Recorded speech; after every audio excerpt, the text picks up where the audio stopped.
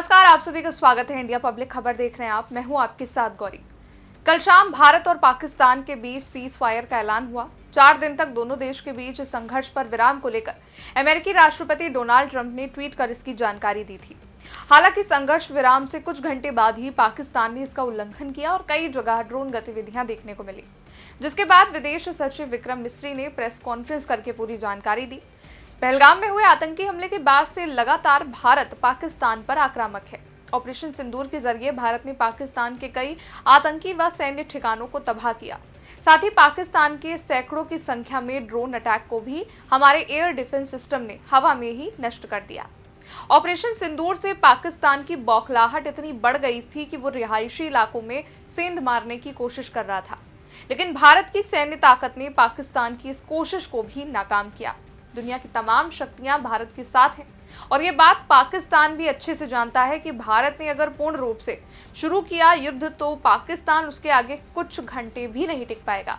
अब बढ़ते तनाव को लेकर पाकिस्तान ने भारत के आगे घुटने टेक दिए हैं और सीज फायर हुआ, लेकिन इस सीज फायर के बाद भी पाकिस्तान अपनी हरकतों से बाज नहीं आ रहा है। लगातार ड्रोन गतिविधियां कल रात को देखने को मिली।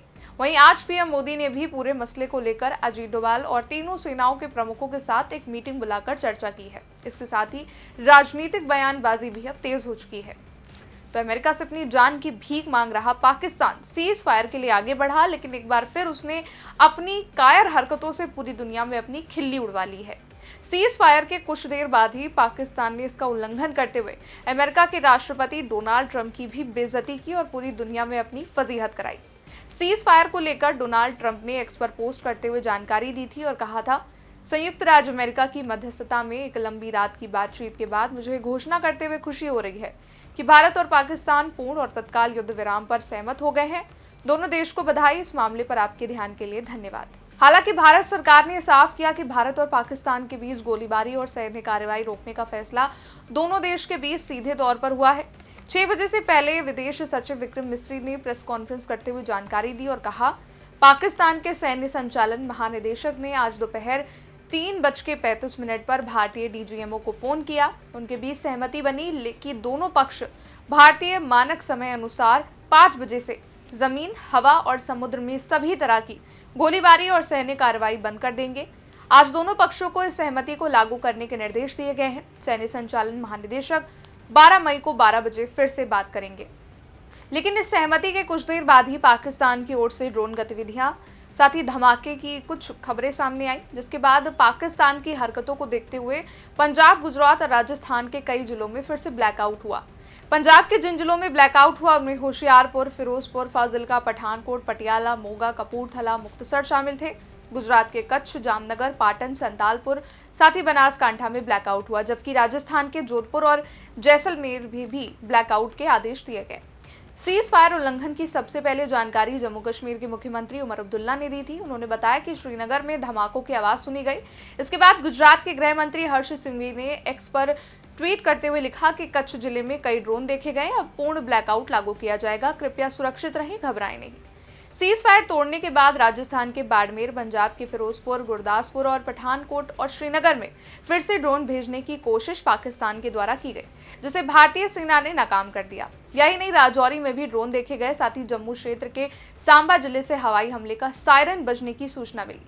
हवाई गतिविधि की सूचना मिलने के बाद माता वैष्णो देवी मंदिर जाने वाले तीर्थ यात्रियों के आधार शिविर कटरा में भी ब्लैकआउट लागू कर दिया गया।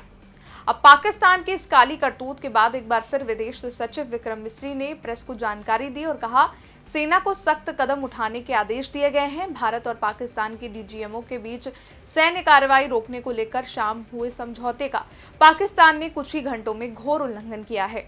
भारतीय सेना पूरी दृढ़ता से जवाबी कार्रवाई कर रही है और सीमा पर हो रहे अतिक्रमण को रोकने में जुटी है।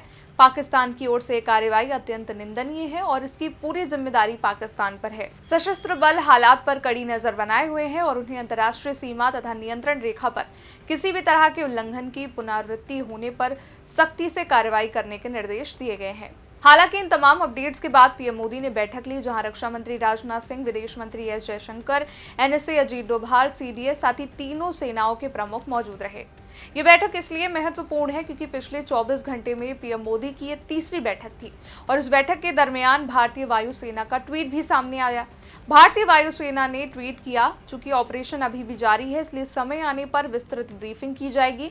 भारतीय वायुसेना ने सभी से अटकलों और असत्यापित सूचनाओं के प्रसार से बचने का भी आग्रह किया। इसलिए अब ये साफ है कि भारत अभी रुका नहीं है, ऑपरेशन सिंदूर अब भी जारी है और अगर पाकिस्तान किसी भी प्रकार की आक्रामक गतिविधि करता है तो उसका जवाब तत्काल रूप से उसको दिया जाएगा। पाकिस्तान को ये भूल जाना चाहिए कि वो खुद ही सीज फायर का प्रस्ताव करके उसका उल्लंघन करेगा और भारत कोई जवाब भी नहीं देगा। भारत का ये ऑपरेशन अब भी जारी है जो कि पाकिस्तान को जवाब देने के लिए पूरी तरह से तैयार है। खैर, युद्ध विराम को लेकर अब तमाम बयान भी आने शुरू हो गए हैं। पूर्व आर्मी चीफ मनोज मुकुंद नरवणे ने भारत पाकिस्तान के सीज फायर पर बड़ा बयान दिया। उन्होंने कहा, जमीन, समुद्र और हवा में सैन्य अभियानों का बंद होना एक बहुत ही स्वागत योग्य कदम है। हालांकि हमें स्थायी समाधान तक पहुंचने के लिए अन्य मामलों पर दबाव बनाए रखना चाहिए। हम आतंकी हमलों में जान नहीं गंवा सकते, भविष्य में और मौके ना दिए जाएं। इसके अलावा कांग्रेसी नेता और राज्यसभा सांसद कपिल सिब्बल ने अपनी प्रतिक्रिया दी। उन्होंने कहा, पूरा देश भारतीय सेना के साथ है। अभी की स्थिति के हिसाब से जल्द संसद का सत्र बुलाया जाना चाहिए। कपिल सिब्बल ने कहा कि पीएम मोदी पहलगाम क्यों नहीं गए, इस पर भी सवाल उठता है। उन्होंने सरकार से मांग की कि जल्द से ही ऑल इंडिया पार्टी मीटिंग बुलानी चाहिए और पीएम को सारे सवालों का जवाब देना चाहिए।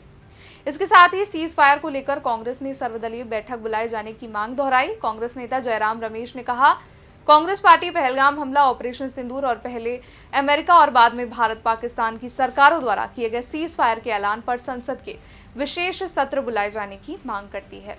अगर ताज़ा अपडेट्स की बात करें तो जम्मू से लेकर पंजाब तक स्थितियां सामान्य हैं। बाड़मेर, पठानकोट और जम्मू और पंजाब बॉर्डर से सटे तमाम इलाकों में हालात काबू में है। कई इलाकों में सुरक्षा बढ़ा दी गई है और पाकिस्तान की गतिविधियों पर भारत की सेना नजर बनाए हुए है।